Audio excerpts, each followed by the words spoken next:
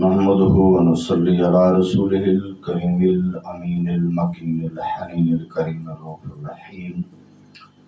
بسم الله الرحمن الرحيم. يومئذ تحدث أخبارها. قال الله تبارك وتعالى في الكلام المجيد والفرقان الحميد: وقدمنا إلى ما عملوا من عمل فجعلناه حباء منثورا. قال الله تبارك وتعالى في الكلام المجيد والفرقان الحميد في مقام آخر: إن الله وملائكته يصلون على النبي يا أيها الذين آمنوا صلوا عليه وسلموا تسليما. اللهم صل على سيدنا ومولانا محمد وعلى آل سيدنا ومولانا محمد وبارک وسلم وصلوا علیہ. اللہ تعالیٰ کی بے شمار حمد و ثنا، تسبیح و تہلیل، تمجید و تحمید کے بعد بے شمار درود پر حبیب رب ودود صلی اللہ تعالی علیہ وآلہ وسلم کی ذات والا صفات پر اکالی صلاۃ والسلام پر درود شریف پڑھنے کی بے شمار فضیلتیں اور برکتیں ہیں. اکالی صلاۃ والسلام کے ایک فرمان عالی شان کا مفہوم ہے: جو بندہ جتنا زیادہ میرے اوپر درود شریف پڑھے گا بروز قیامت اتنا زیادہ میرے قریب ہوگا. صلو علی الحبیب صلی اللہ تعالی علی محمد صلی اللہ تعالی علیہ وآلہ وسلم. صحبت صالح را صالح کند، صحبت طالح را طالح کند. چنگے بندے دی صحبت ایویں جویں دکان اتاراں، خوشبو بھاویں مل نہ لئیے ہلے آن ہزارہ. نہایتی واجب الاحترام حاضرین و سامعین کرام، آپ کی بارگاہ میں حاضر ہوں اور کچھ گزارشات یہ کرنی ہیں کہ اللہ تعالیٰ سے تعلق استوار کرنے کے لیے ہمیں ان لوگوں کا ذکر سمجھنا چاہیے، کرنا چاہیے، سننا چاہیے جن کے ذکر پر اللہ کی رحمت نازل ہوتی ہے، جو اللہ تعالیٰ کے انعام یافتہ بندے ہیں، جن کی صحبت سے بندہ بدکار بندہ بھی نیک بن جاتا ہے، اور جن کی اللہ تعالیٰ کی بارگاہ میں بڑی عزت و عظمت اور شان ہے، جن کے متعلق ہم نماز کے اندر اللہ تعالیٰ سے دعا کرتے ہیں کہ مولا ہمیں اپنے انعام یافتہ بندوں کا راستہ عطا فرما. اللہ تعالیٰ کے انعام یافتہ بندوں میں صالحین بھی اللہ تعالیٰ کے انعام یافتہ بندے ہیں، اور یہ کہا گیا ہے کہ اللہ تعالیٰ کے نیک بندوں کا ذکر کرنے سے عند ذکر صالحین تنزل الرحمہ،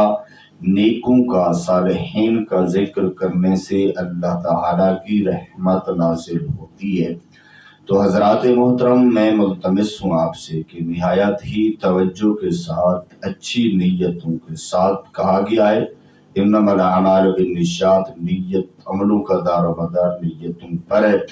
اچھی نیت ہوگی یعنی ہم نیکی کے کام کو سمجھنے کے لیے، نیکی کو پھیلانے کے لیے،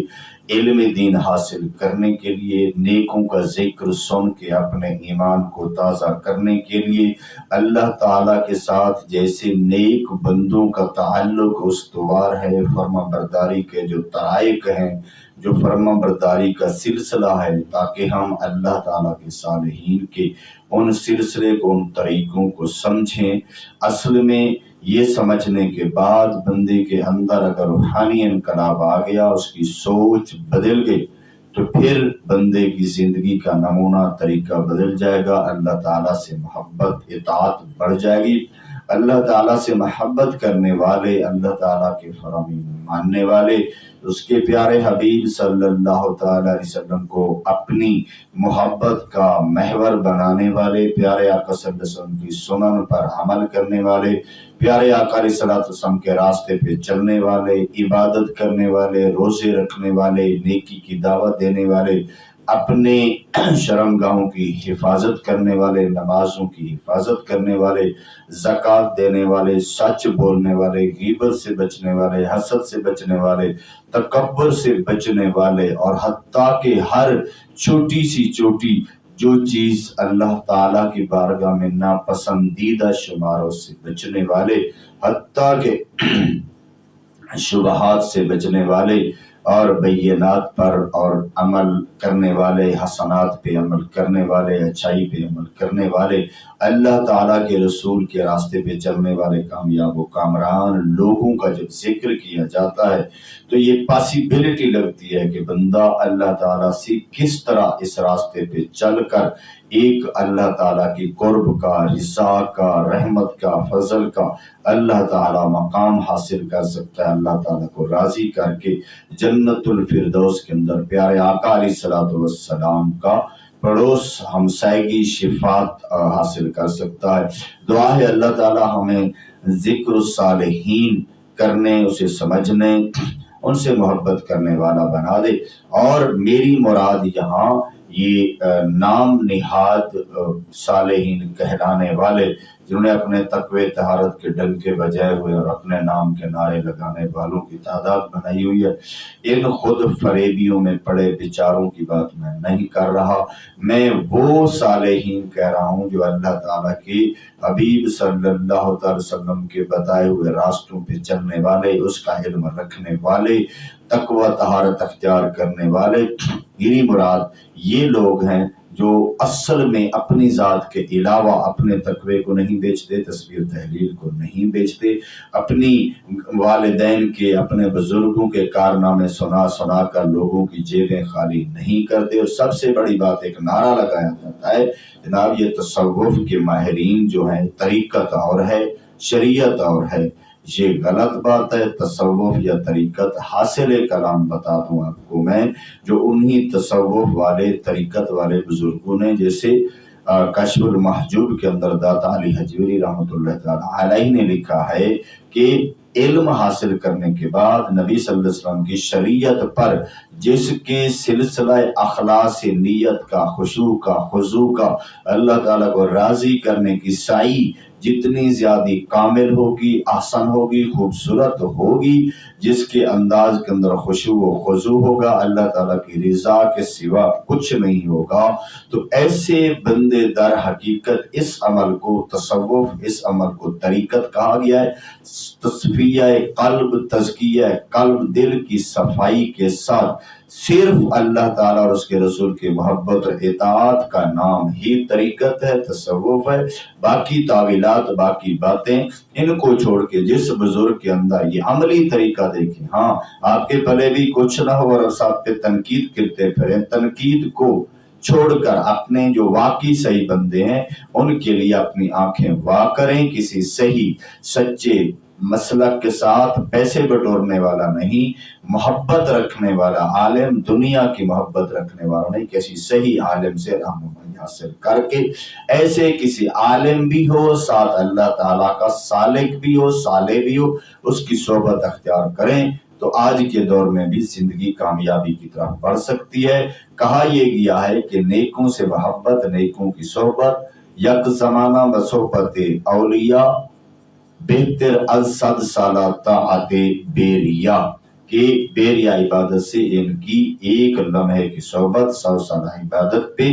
بھاری ہے، یعنی اس سے زیادہ فائدہ حاصل ہوتا ہے، زیادہ تزکیہ نفس حاصل ہوتا ہے، زیادہ نیکی کرنے کا جذبہ اور طریقہ اور نیکی کے راستے پہ چلنے کا میں نفس ساتھ دیتا ہے، اصلاح نفس کا سبب بنتا ہے۔ جس کو یہ صحبت مل جائے یہ بڑا کامیاب ہے۔ اور یہ کہا گیا ہے جو اللہ تعالیٰ کی خاطر اللہ تعالیٰ کے بندے سے محبت کرتا ہے، اللہ والوں سے محبت کرتا ہے، تو جو اللہ کی رضا کی خاطر آپس میں محبت کرتے ہیں اللہ تعالیٰ بھی ان سے محبت کرتا ہے، اور قیامت کے دن ان کو نور کے ممبروں پر بٹھایا جائے گا۔ تو دیکھیے دوستان محترم،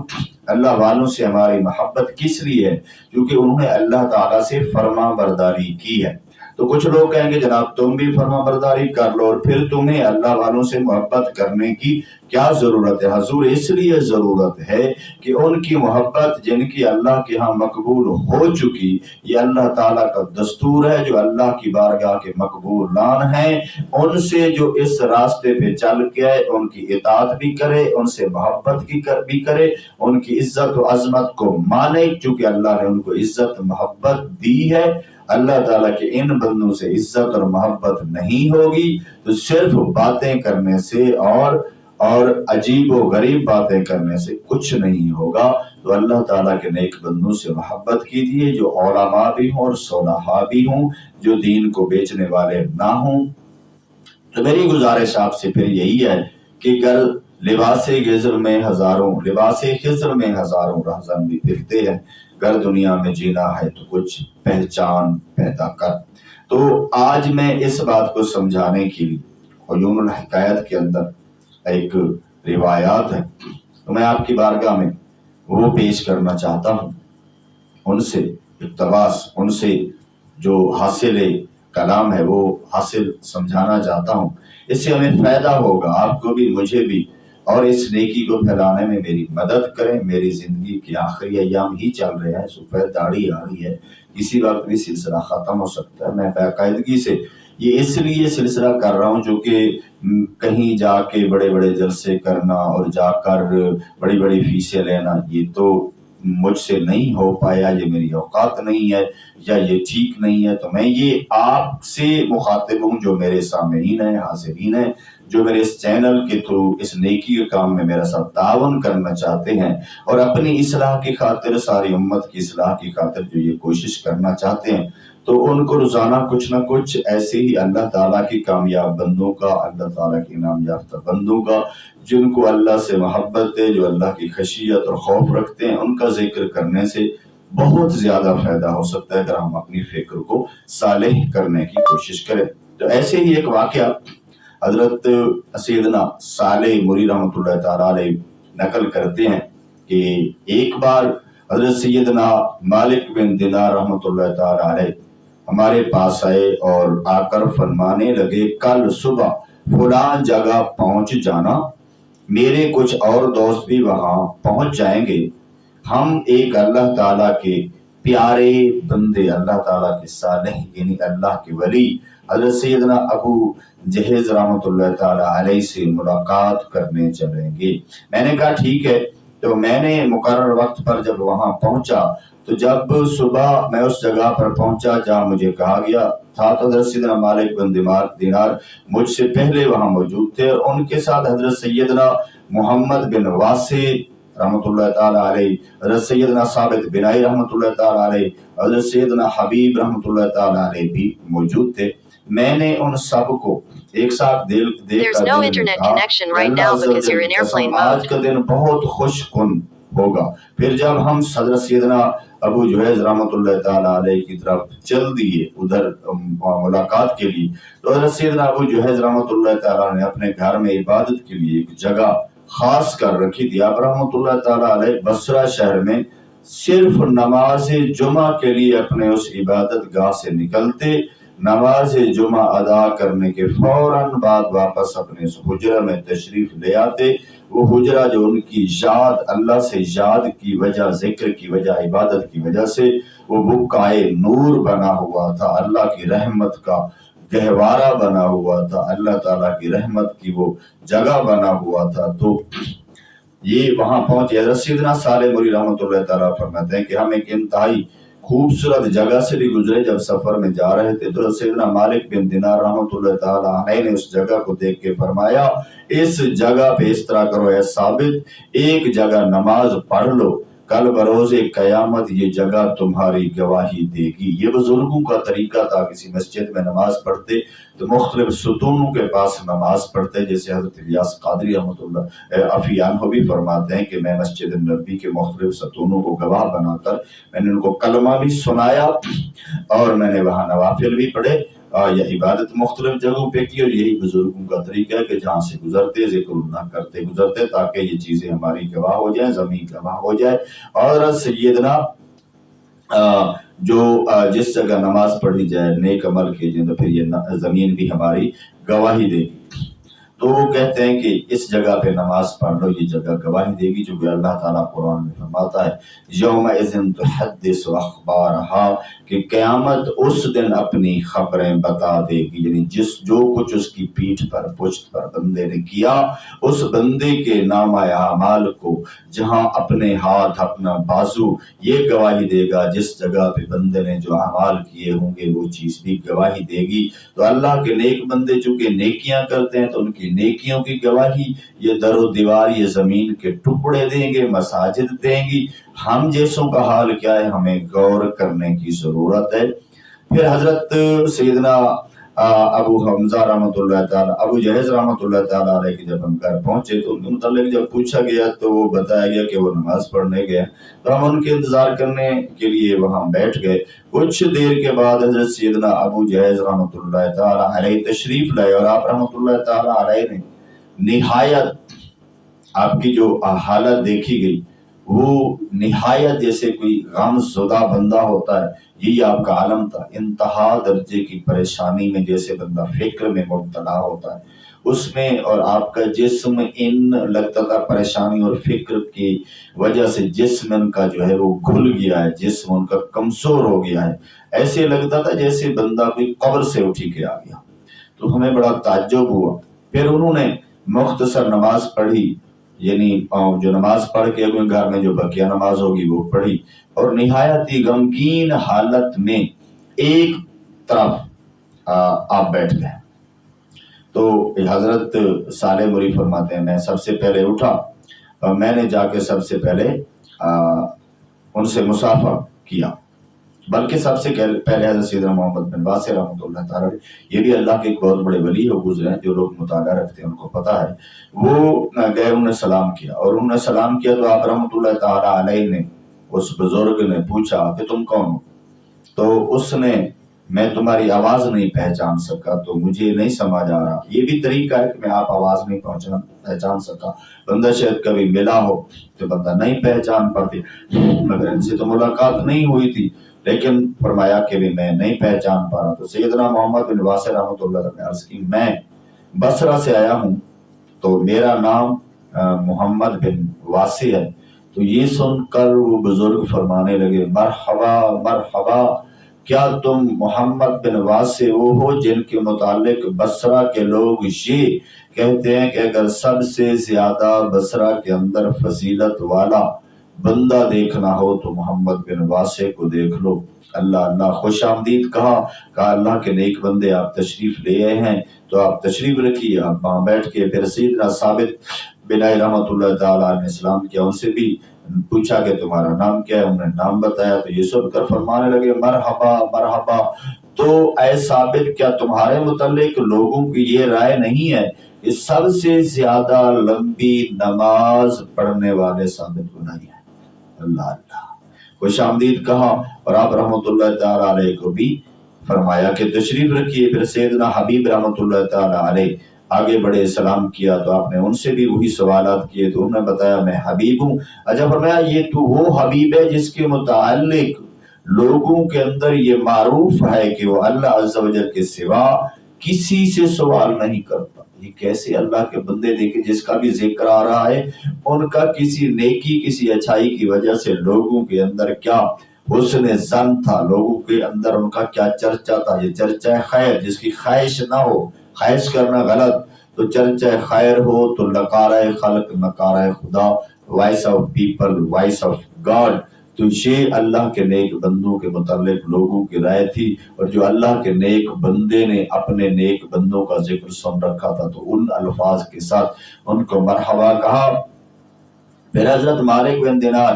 تشریف لائے، تو وہ جب قریب ہے تو اچھا فرمایا تمہارے متعلق تو مالک بن دینار، اچھا تم مالک بن دینار وہ ہیں جن کے متعلق لوگوں کی رائے کہ بہت زیادہ مجاہدہ کرتے ہیں، یعنی عبادت میں جو بہت زیادہ روزے قیام و رکوع و سجود میں بہت زیادہ کوشش کرے تو یہ مجاہدہ کہلاتا ہے۔ یا ذکر میں فکر میں لمبے جو عبادت کے ٹرمز بنا لیں، پیریڈ بنا لیں، پھر اللہ تعالیٰ کو راضی کرنے کے لیے دن رات بندہ کوشش کرے، تو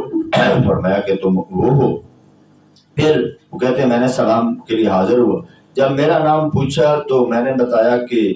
اپنا نام بتایا، تو فرمایا اچھا تمہارے متعلق مشہور ہے کہ تم قرآن بہت اچھا پڑھو۔ یہ صالح موری رحمۃ اللہ تعالیٰ سے فرمایا، کہا کہ میری خواہش تھی کہ کبھی تم سے قرآن مجید سننے کا اللہ تعالیٰ شرف عطا فرمائے۔ آج اللہ تعالیٰ نے میری سن لی ہے کہ آپ جیسا قاری قرآن نیک بندہ آ گیا ہے، تو میری یہ آپ سے التجا ہے کہ آپ مجھے قرآن مجید فرقان حمید کی تلاوت سنائیں۔ خدا عز و جل کی قسم، وہ بزرگ فرماتے ہیں صالح مری رحمۃ اللہ تعالی علیہ کہ میں نے ابھی تعوذ ہی پڑھی تھی، یہ نہیں اعوذ باللہ من الشیطان الرجیم، کہتے ہیں کہ میں نے اس کو بھی مکمل ہی نہ کیا تھا کہ وہ بے ہوش ہو کر گر گئے۔ جب ان کو ہوش آیا، کچھ افاقہ ہوا، تو فرمانے لگے اے صالح مجھے قرآن اور سناؤ، کچھ قرآن کا اور حصہ سناؤ۔ چنانچہ میں نے قرآن مجید فرقان حمید کی یہ آیت کریمہ تلاوت فرمائی، وَقَدِمْنَا إِلَىٰ مَا عَمِلُوا مِنْ عَمَلٍ فَجَعَلْنَاهُ هَبَاءً مَنْثُورًا وَقَدِمْنَا إِلَىٰ مَا عَمِلُوا مِنْ عَمَلٍ فَجَعَلْنَاهُ هَبَاءً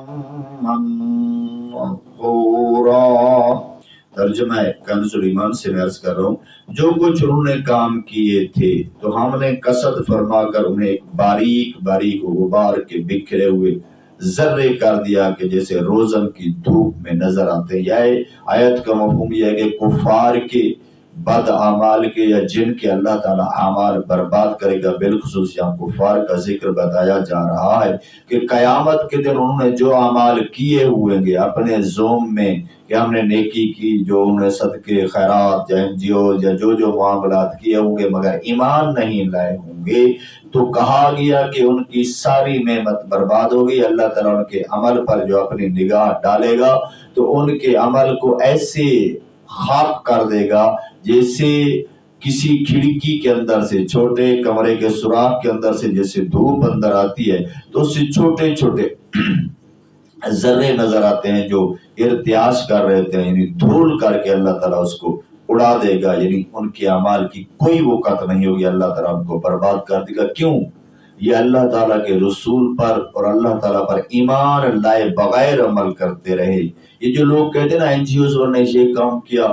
کیا جناب یہ بھی نہیں بخشے جائیں گے، فلاں انگریز نے یہ نیکی کی یہ بھی نہیں بخشا جائے گا؟ نہیں بخشا جائے گا، یہ میں اپنی طرف سے نہیں کہہ رہا۔ اس آیت کا مفہوم یہی ہے کہ پرائیورٹی میں یہ چیز ہے کہ بندے کا ایمان پہلے ہے، ایمان لے آئے، اللہ اور اللہ کے رسول کے حکم کو مان کر، پھر اللہ کی رضا کی خاطر، اللہ کی رضا کی نیت سے، انما الاعمال بالنیات، اللہ تعالیٰ کی رضا کی نیت سے جو عمل خیر کرے گا اس کا ثواب پائے گا۔ اگر اللہ رسول سے دشمنی کرتا ہے، ایمان اس کا ہے نہیں، پھر وہ صدقے خیرات کرتا پھرتا ہے اور NGOs چلاتا ہے اور ٹرسٹ چلاتا ہے اور خدمت خلق کرتا ہے اور اپنے زوم فاسد میں لگتا ہے کہ میں ثواب پاؤں گا، اجر پاؤں گا، اس کے بدلے جہنم سے بچ جاؤں گا، تو ایسی کوئی صورت اسلام کے اندر نہیں ہے۔ تو میں عرض یہ کر رہا تھا، ہم ان کے قریب پہنچے، دیکھا کہ جب میں نے یہ قرآن کی آیت پڑھی تو حضرت ابو جہیز رحمۃ اللہ تعالیٰ علیہ نے ایک چیخ ماری اور پھر ان کے گلے سے عجیب و غریب آواز آنے لگی، جن میں بے ہوش ہو کے جب گرے تو ایک جیسے کرب میں بندہ ہوتا ہے، تکلیف میں بندہ ہوتا ہے، اللہ تعالیٰ کے خوف کے اندر ان کی جو دماغ اور سوچ کے اندر جو فکر پیدا ہوئی وہ اس نے ایسے ہی ان کو مشکل میں لگا کہ یہ آگے ہیں، اللہ تعالیٰ کے خوف اور ڈر سے ان کے گلے سے عجیب و غریب آوازیں نکل رہی تھیں اور وہ تڑپنے لگے اور تڑپتے تڑپتے انہوں نے جان دے دی، جیسے کوئی مرغ بسمل ذبح ہونے کے کٹ کے ساتھ تڑپ تڑپ کر جان دے دیتا ہے۔ یہ قرآن کی ایک آیت جو اللہ تعالیٰ کے بندے کے قلب پہ جب وہ، چونکہ جو پڑھنے والا تھا وہ صاحب عمل بھی تھا، قاری بھی اچھا تھا اور قرآن کو خوبصورت انداز میں پڑھنے کا حکم ہے، وہ پڑھتا تھا جس کے اندر درد بھی تھا، سوز بھی تھا، قرات کے اعمال بھی صحیح تھے اور بندہ بھی عمل والا تھا۔ جب اس نے یہ آیت مبارکہ پڑھی کہ قیامت کے دن کچھ لوگوں کے اعمال اس طرح ہو جائیں گے، یعنی بالخصوص میں کافروں کا کہا، مگر جن کو اللہ کا ڈر ہوتا ان کو کیا پتہ کہ ایمان بچا کے مریں گے یا ایمان کی خرابی کے ساتھ مریں گے، اگر گناہ کرتے کرتے اس حالت میں مر گئے یا اللہ کی خفیہ تدبیر سے نہ ڈرے، اگر پکڑے گئے اور اعمال برباد ہو گئے تو کیا بنے گا۔ اس خوف نے اللہ کی اس بندے کی دل پر ایسی رکھت طاری کی کہ وہ انہوں نے چیخ ماری، تڑپے اور وہیں برگ مسبل کی طرح تڑپتے تڑپتے انہیں جان دے دی۔ اس لیے تو اللہ تعالیٰ نے فرمایا لو انزلنا ھذا القرآن علی جبل لرأیتہ خاشعا متصدعا من خشیۃ اللہ، اگر میں اس قرآن کو پہاڑوں پہ نازل کرتا تو اللہ تعالیٰ کی خشیت اور خوف سے ریزہ ریزہ ہو جاتے۔ تو یہ قرآن جن دلوں کو، زندہ دلوں پہ جب پڑھا جاتا ہے تو ان پہ اللہ تعالیٰ کے کلام کی ایسی ہیبت، اللہ تعالیٰ کے اس کے اندر فرمان اور وعیدوں کی ہیبت ان کی جان روح لے لیتی ہے۔ اگر یہ خشیت پہ جان چلے جانے والی ہے، یہ مقدس روح ہوتی ہے، مقدس جان ہوتی ہے، جیسے کہا گیا وَلِمَنْ خَافَ مَقَامَ رَبِّهِ جَنَّتَانِ، جو اللہ تعالیٰ کی بارگاہ میں پیشی سے ڈر گیا اس کو اللہ تعالیٰ جنت کے 2 باغ عطا فرمائے گا۔ تو ہم لوگوں نے دیکھا تو اس کی روح کفر سے انسری سے پرواز کر چکی تھی۔ ہم نے لوگوں سے پوچھا کہ ان کے گھر والوں میں سے کوئی موجود ہے؟ لوگوں نے بتایا ہاں ان کے گھر والوں میں ایک بوڑھی عورت ہے جو ان کی خدمت کرتی رہتی ہے۔ تو جب ان بوڑھی عورت کو بی بی کو بلایا گیا تو اس نے آ کر جب دیکھا ان کا انتقال ہو گیا تو ہم نے بتایا کہ اس نے پوچھا اس کیسے انتقال ہوا، کیا ہوا ان کو؟ تو انہوں نے بتایا کہ ہم نے اس کے سامنے قرآن مجید فرقان حمید کی تلاوت کی، اس تلاوت کو سن کر بندے پہ ایسا اللہ تعالیٰ کی خشیت، خوف اور رعب پیدا ہوا کہ اس کی جان ہی چلی گئی۔ تو اس عورت نے تلاوت کرنے والے کا پوچھا کس نے کی؟ تو انہوں نے بتایا حضرت سیدنا صالح قاری علیہ رحمۃ اللہ الباری نے تلاوت کی ہے۔ تو اس نے کہا اچھا یعنی تلاوت حضرت صالح ہی نے کی ہے، لیکن تم ان کی کس طرح اسے جانتی ہو؟ اچھا کہا تم ہی صالح عورت کہنے لگی کیا تم؟ اس نے میں تو تجھے نہیں جانتا، کبھی ملاقات تو کیسے جانتی ہے؟ وہ کہنے لگی میں انہیں جانتی تھی، تمہیں تو نہیں جانتی تھی۔ مگر سیدنا ابو جہیز رحمۃ اللہ تعالیٰ علیہ اکثر دعا کیا کرتے تھے، اگر یہ اور کہا کرتے تھے اگر میرے سامنے حضرت سیدنا صالح نے اللہ تعالیٰ کے قرآن کی تلاوت کی تو میری تو جان چلی جائے گی، میری تو روح ختم ہو جائے گی، میں تو اس دنیا سے رخصت ہو جاؤں گا۔ پھر اس عورت نے کہا خدا کی قسم حضرت صالح رحمۃ اللہ تعالیٰ علیہ کی پردرد آواز نے ہمارے حبیب کو قتل کر ڈالا۔ ان کا کہا کہ تیری آواز سے، اب یہ قتل غلط معنوں میں نہیں لینا، لیکن جان تو چلی گئی کہ وہ اللہ تعالیٰ کا بندہ، وہ قتل جو تھا یہ شہید محبت ہے، یہ اللہ تعالیٰ کی محبت کا، اللہ تعالیٰ کی خوف اور خشیت کا شہید ہے، شہید خشیت ہے۔ تو ہم سب نے مل کر سیدنا ابو جہیز رحمۃ اللہ تعالیٰ علیہ کی تجہیز و تکفین کی، جن کا نماز و جنازہ پڑھا، اللہ کے نیک بندوں کو اتنے اللہ کے ولی کے شاید ان کا وقت آ گیا ہوگا، اس لیے تو مالک بن دینار جیسا ولی اتنے ولیوں کو ساتھ لے کر ان کی زیارت کو چلا گیا۔ اللہ تبارک و تعالیٰ کی ان کی رحمت، ان پہ رحمت ہو، ان کے صدقے ہم سب کی مغفرت ہو، آمین بجاہ نبی الامین۔ ایک اور واقعہ میں آپ کی بارگاہ میں اسی سلسلے کے ساتھ پیش کرنا چاہتا ہوں جو فکر آخرت دلاتا ہے، جو سوچ بدلنے کا کام کرتا ہے۔ کاش ہمیں بھی سوچ بدلنے کا طریقہ آ جائے۔ اگر ہمیں سوچ بدلنے کا طریقہ یعنی یہ کیسے آئے گا؟ قرآن کی تلاوت سمجھ کر کرنے سے، اللہ تعالیٰ کی خشیت والے لوگوں کا ذکر سننے سے، اللہ تعالیٰ کی خشیت والے لوگوں کی صحبت اختیار کرنے سے، اگر یہ سمجھنے کی کوشش کریں گے، صحبت اختیار کریں گے تو جو کام سالوں پہ بندوں کے لیے محیط ہوتا ہے وہ اللہ کے نیک بندوں کی صحبت میں لمحوں کے اندر طے ہو جاتا ہے۔ حضرت سیدنا عبد الواحد بن یزید رحمۃ اللہ تعالیٰ علیہ فرماتے ہیں ایک مرتبہ میں ایک راہب کے پاس سے گزرا جو لوگوں سے الگ تھلگ اپنے صومعہ یعنی عبادت خانے میں اپنی عبادت میں مشغول رہتا تھا۔ میں نے اس سے پوچھا اے اللہ کے بندے تو کس کی عبادت کرتا ہے؟ ما تعبد، کہنے لگا میں اس کی عبادت کرتا ہوں جس نے مجھے پیدا کیا۔ یہ بھی بڑی بات ہے، جس نے پیدا کیا، نہ ہونے والے کو ہونے میں لے آیا، جس نے مجھے پیدا کیا اور جس نے میری تمام ضرورتوں کو پورا کرنے کے لیے ماں کے پیٹ سے لے کر آج تک ساری میری ضروریات پوری کی، وہ میرا کریم مالک کو مولا جو مجھے عدم سے وجود میں لے آیا، اس کی عظمت و بزرگی کا کیا عالم ہے، وہ کیسی عظمت والے ہیں۔ یہ اس بندے نے سوال کیا تو وہ بزرگ کہنے لگے وہ بڑی عظمت و مرتبے کا مالک ہے، اس کی عظمت سب سے بڑھ کر ہے، یہاں تو مثال ہی نہیں دے سکتے کہ اس کی عظمت کے مد مقابل کون۔ کوئی اس کے عظمت کے مد مقابل نہیں ہے، سب اس کی بارگاہ کے بندے عاجز ہیں۔ اللہ تعالیٰ کے برگزیدہ بندے بھی اس کے عاجز ہیں، مگر ان کی اللہ تعالیٰ کے بندے اللہ تعالیٰ کی بارگاہ میں برگزیدہ بندے عاجز ہیں، کمزور ہیں، مگر ان کو ساتھ یہ کہہ دینا کہ اللہ کو تو مکھی مچھر کے برابر ان کی پرواہ نہیں ہے، کائنات کی کسی چیز کی اللہ تعالیٰ کو مکھی مچھر کے برابر پرواہ نہیں ہے۔ ارے پرواہ سے مراد میں یہ نہیں کہہ رہا کہ اس کی پرواہ کی وجہ سے اللہ تعالیٰ معاذ اللہ کوئی مجبور ہوتا ہے، مگر اللہ تعالیٰ کے بندوں نے بندے ہو کر، نیاز مند ہو کر، کمزور ہو کر اپنے رب کو منانے کے لیے پوری کوشش کی۔ وہ جو بے نیاز ہے، جس کو کسی شے کی ضرورت نہیں، جس کو کوئی کمزوری نہیں، جس کے لیے کوئی مسئلہ اور مشکل نہیں، وہ اپنے بندوں کے اعمال پہ، ان اپنے نیک بندوں کی محبت کو ایسے ضائع کر دے گا اور ان کی کوئی قدر نہیں ہوگی۔ تو اللہ تعالیٰ ایسے لوگوں سے بچائے جو توحید کی غلط انٹرپریٹیشن کرتے ہیں، جو غلط طریقے سے توحید کو پیش کرتے ہیں۔ اللہ تعالیٰ ان ظالموں سے بھی بچائے۔ وہ بڑی عزت و عظمت کا مالک ہے۔ تو میں نے پوچھا، انسان کو دولت عشق، اخلاص کے کمال کو عشق ہے۔ جب کسی سے محبت ہو، جب کسی کی عظمت دل میں گھر کر جائے، یاد رکھیں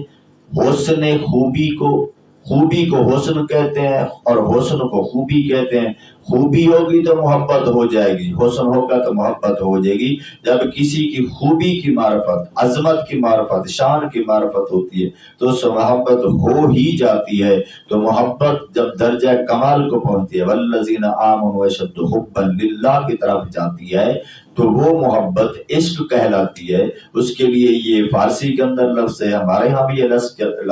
چلتا ہے۔ لوگ کہتے ہیں یہ کہاں ہے بھی؟ جب تم ہر چیز کا ترجمہ کرتے ہو اس کے مصداق سمجھانے کے لیے، تو اس کا مصداق بھی تو یہی ہے کہ جہاں کمال درجے کا خلوص ہوتا ہے وہ عشق ہوتا ہے۔ میں اس کے مجازی والوں کی بات نہیں کر رہا۔ تو وہ کہنے لگا جب اس کی محبت بے غرض ہو، تو اس نے کہا عشق کب نصیب ہوتا ہے؟ دولت عشق کب؟ اس نے کہا جب اللہ سے محبت ہو، جب اس کی محبت بے غرض ہو، اللہ تعالیٰ کی محبت بغیر غرض کے ہو اور اپنے معاملے میں بندہ مخلص ہو، یعنی اللہ تعالیٰ سے محبت وہ غرض کے لیے نہ کرے بلکہ اللہ تعالیٰ ہے ہی محبت کے قابل۔ اس کی عزت، اس کی عظمت، اس کی شان، اس کی رفعت، اس کی قدرت، اس کے کمالات، اس کے احسانات، وہ اتنی بڑی عظمت والا ہے، وہ ہے ہی محبت کے قابل۔ تو اس سے غرض کیسی؟ اس سے محبت تو ہو جانی چاہیے۔ جب اس کی عظمت کو مان لے گا بندہ، اس کے حسن کو، اس کے کمال کو مان لے گا بندہ، تو پھر اس سے محبت ہو جانا ضروری ہے۔ لیکن بندہ فکر تو کرے اپنے اللہ تعالیٰ کی شان ربوبیت کے اندر، توحید کے اندر، تو اللہ تعالیٰ کو پھر اللہ تعالیٰ کی نعمتوں کی طرح، پھر اللہ تعالیٰ کی تخلیقات کو دیکھ کر، اس کے کمال کو دیکھ کر، تو پھر بندے کو محبت ہونی چاہیے۔ اللہ کی محبت اللہ والوں کو اللہ عطا کرتا ہے، ہو جاتی ہے۔ تو میں نے پوچھا تو جناب یہ کیسے پتہ چلے گا کہ یہ محبت خالص اور بے غرض ہے؟ تو اس نے کہا اس کا یہ علامت ہے جب غم کی کیفیت طاری ہو اور وہ محبوب کی اطاعت میں لگ جائے، یعنی جتنی بھی مشکل ہو، جتنا بھی غم آ جائے، وہ مشکلات میں پڑ جائے، جیسی قسمی مشکلات ہوں، کوئی مال جان عزت، اس کا مال کا، جان کا، عزت کا، آبرو کا کوئی بھی مشکل پیش آئے، ہر حال میں اپنے رب کو نہ بھولے، ہر حال میں اپنے رب کی اطاعت کرے اور اس کے اوپر اللہ تعالیٰ کی محبت کا ایسا سکہ جم جائے کہ جتنا بھی نقصان ہو تو وہ بندہ اللہ تعالیٰ کی رضا کے کام کرے۔ جیسے کہا جیسے نمازی جو پکا نمازی ہے، کسی حالت میں نماز معاف نہیں ہے۔ جنگوں کے اندر جب تیروں کی بارش ہو رہی ہوتی تھی تو مسلمان نماز اس وقت بھی پڑھتے تھے اور اس وقت بھی معاف نہیں ہے۔ تو یہ کمال درجے کی محبت اور اخلاص ہے۔ تو ایسے کرنے والے لوگوں کی اللہ کے ہاں بڑی قدر و منزلت ہے۔ تو جب غم فرقت کے علاوہ اور کوئی غم نہ ہو، یہ غم فرقت کیا ہے؟ جدائی کا غم، یعنی اللہ تعالیٰ سے ملاقات کی طرف، تو یہ اس کو جب کمال حاصل ہو جائے گا تو پھر وہ اللہ تعالیٰ کا بندہ اس کمال پہ پہنچ جائے گا کہ اسے دنیا کی کسی چیز کا غم نہیں رہے گا۔ تو جب اس کا غم صرف فرقت بچ جائے، یعنی اللہ سے ملاقات کے غم کے علاوہ، طلب کے علاوہ، صحیح کے علاوہ کوئی اور صحیح، کوئی اور طلب اور کوئی اور غم اور کوئی اور چیز مقصود نہ ہو، تو پھر یہ بندہ اپنی محبت میں، اپنے عشق میں خالص. تو میں نے پوچھا حضور آپ نے یہ خلوت نشینی کو کیوں پسند کیا, دنیا کو کیوں چھوڑ کے ایک سائڈ پہ بیٹھے؟ تو آپ نے کہا تنہائی و خلوت کی لذت سے جو لوگ آشنا ہو جاتے ہیں تجھے نہیں پتا کہ وہ اپنے آپ سے بھی پھر وحشت کرنے لگتے ہیں. وہ کہتے ہیں ایسی تنہائی ہو, جب تنہائی ہو تو اس کی یاد کا یہ انجمن آرائی ہو, اس کی یاد کی خوب انجمن آرائی ہو, تو اس خلوت نشینی کے اندر جس کے اندر اللہ تعالیٰ کی یاد کے ساتھ بندہ مگن و مست ہو, تو اس کو پھر کیا اور کیا صحبت, جس کی صحبت میں اللہ تعالیٰ کی جو صحبت میں ہو, اللہ تعالیٰ کی بارگاہ میں حاضر کو جب اس کو حقیقی حاضری نصیب ہو جاتی ہے تو اس کو پھر دنیا کی خلوت نشینی ہی سب سے قیمتی لگتی ہے. تو کہتا ہے آپ نے جواب دیا, میں نے پوچھا خلوت نشینی کے فیض, تو اس نے بتا دیا. تو کہا میں نے پھر عرض کیا کہ مجھے حضور کو نصیحت کی تھی. تو وہ کہنے لگا ہمیشہ رزق حلال استعمال کر, پھر جہاں تو سو جائے گا تجھے کوئی غم نہیں ہو. اللہ اللہ, یہ رزق حلال کی کیا ہی برکت. تو میں نے پھر پوچھا حضور راحت و سکون کس عمل میں, کون سا عمل کریں کہ راحت و سکون مل جائے؟ اس نے کہا خلاف نفس کام کریں, نفس کی نہ مانیں, تو پھر راحت و سکون سے عمل کریں گے تو کامیابی ملے گی. یاد رکھیں کہ یہ خلاف نفس کوئی بہت بڑا عمل ہے. جنہوں نے اپنے نفس کی خواہشوں کے خلاف کیا وہ اللہ تعالیٰ کی رضا پانے والے بندے ہوں گے. کہ میں نے پوچھا انسان کو راحت و سکون کب میسر آئے گا؟ تو وہ کہنے لگا جب جنت میں پہنچ جائے گا. اللہ پہلے تو راحت و سکون کہاں؟ میں نے پوچھا تیرا ہے تو نے دنیا سے تعلق توڑ کر اس عبادت خانے میں اکیلا تنہائی اختیار کر لی. کہنے لگا جو شخص زمین پر چلتا ہے اوندھے منہ گرتا ہے اور دنیا داروں کو ہر وقت چوروں کا خوف رہتا ہے. یعنی جو بندہ دنیا میں چلتا ہے اوندھے منہ گرتا ہے, کیا مطلب؟ دنیا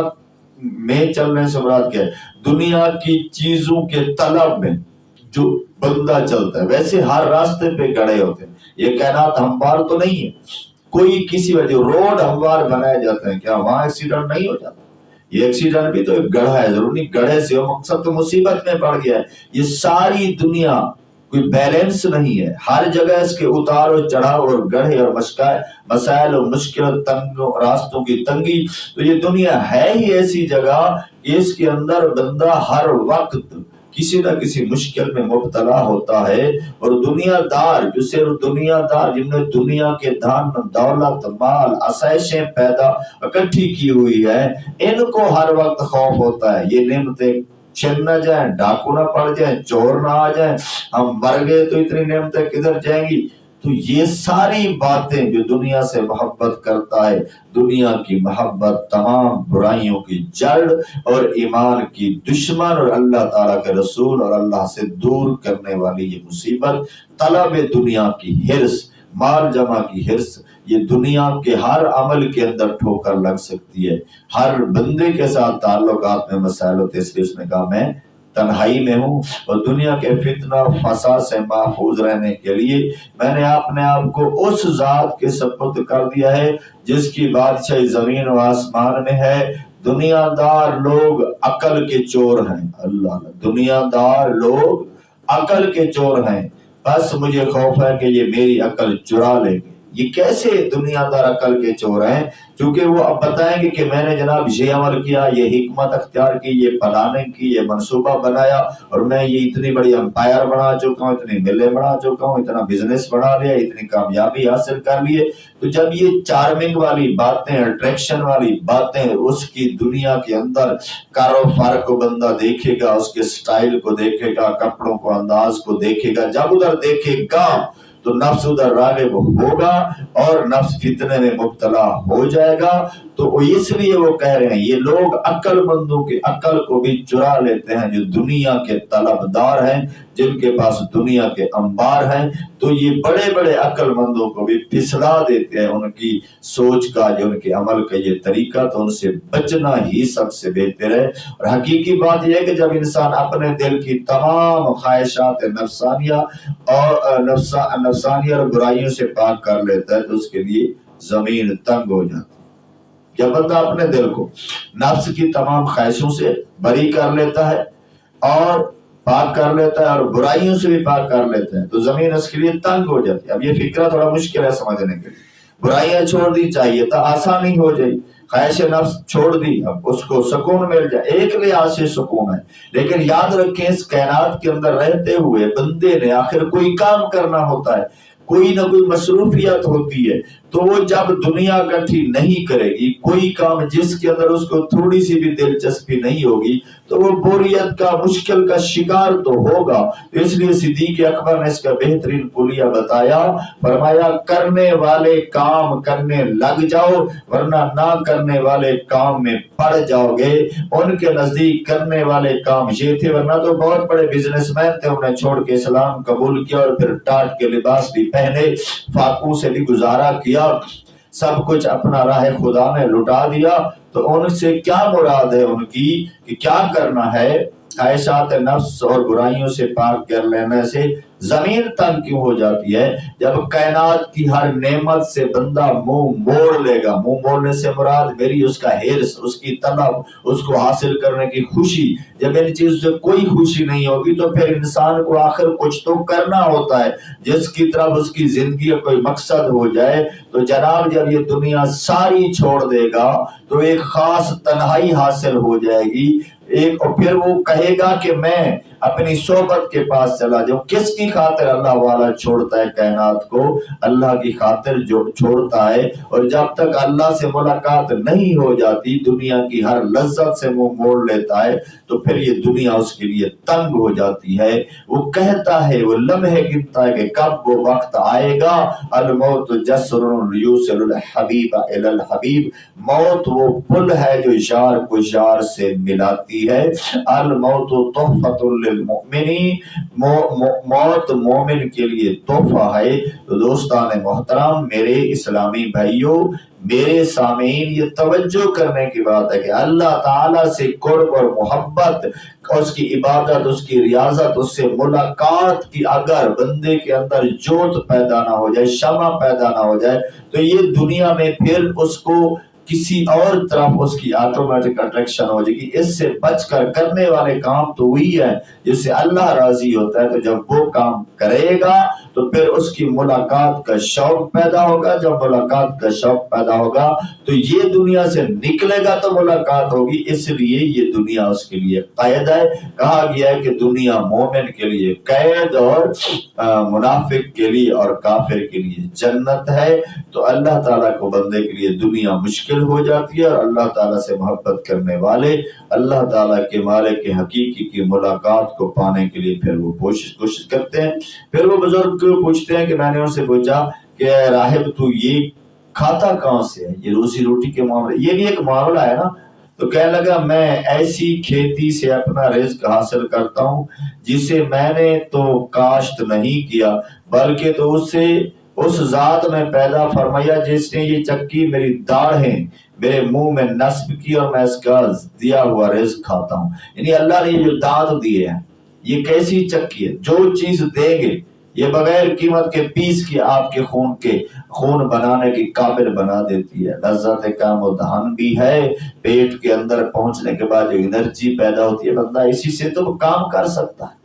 تو کہا یہ میرے اللہ تعالیٰ نے کیسی مشین، میری یہ دانتوں کی ایک نعمت کا انہوں نے ذکر کیا، یہ مجھے عطا کر دی ہے اور اس سے میں جو حلال روزی ہے وہ کھاتا ہوں، تو یہ اللہ تعالیٰ کا میرے اوپر احسان ہے۔ تو آپ نے اس سے پوچھا آپ کیسا محسوس کرتے ہیں اس طرح کی زندگی، اس طرح کی سوچ، دنیا کو چھوڑ کے صرف عبادت میں ایک طرف پڑے رہنا اور صرف اللہ کو راضی کرتے، کیسا پایا تم نے؟ آپ کیسا محسوس کرتے ہیں؟ اس نے کہا اس مسافر کا حال بہت دشوار ہے، بہت مشکل ہے، جس کا سفر تو بہت لمبا بھی ہے، مشکل بھی ہے اور دشوار گزار بھی ہے، اور اس کے پاس زاد راہ بھی نہیں ہے کہ روانہ ہو، مگر روانہ ہے۔ یعنی مقصد کیا؟ بندے کا سفر زیادہ اس دنیا کے اندر لقد خلقنا الانسان فی احسن، لقد خلقنا الانسان فی کبد، کہ میں نے انسان کو مشکل میں پیدا کیا، لقد خلقنا الانسان فی احسن تقویم ثم رددناه اسفل سافلین، خوبصورت جو انسان کو بنایا گیا پھر یہ مشکل ترین اور گڑھوں میں پڑ رہا ہے، اسفل سافلین کے گڑھوں میں یہ گر جاتا ہے۔ تو پھر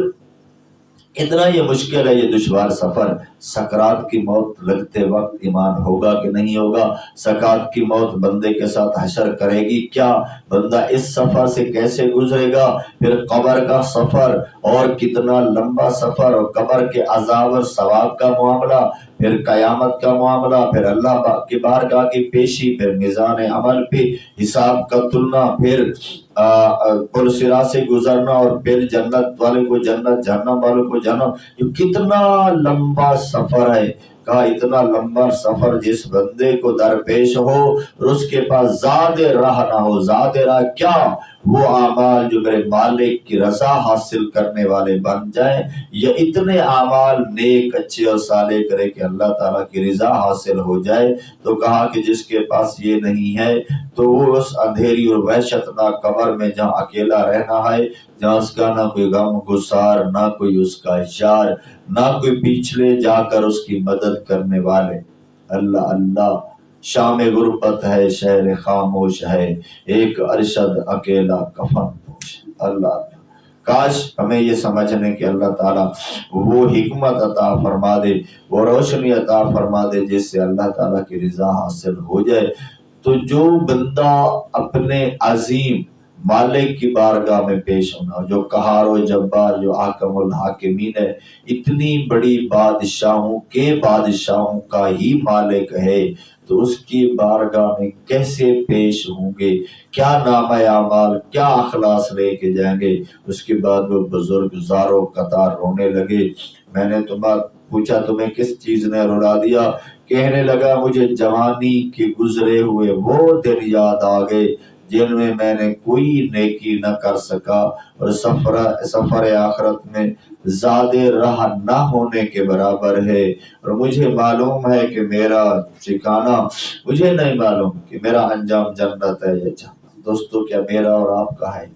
ان کی اتنی نیکیاں، اتنے اعمال، اتنی خشیت، اتنا خوف، جو بعد میں ثابت ہوا کہ وہ اللہ تعالیٰ کے پیارے بندے تھے، اس لیے تو کامیاب ہوئے۔ آخری وقت تک کامیابی کی شرط ایمان، ساری زندگی نیکیاں کرتا ہے، اور ایمان آخری وقت، ایمان کے بغیر مر گیا تو ساری چیزیں وہ برباد ہوگی، اللہ تعالیٰ ان اعمال کو دور کر کے رکھ دے گا۔ تو اللہ تعالیٰ ہمیں ایسی مشکل مصیبت سے بچائے کہ جس کے اندر اعمال ہیں نہیں،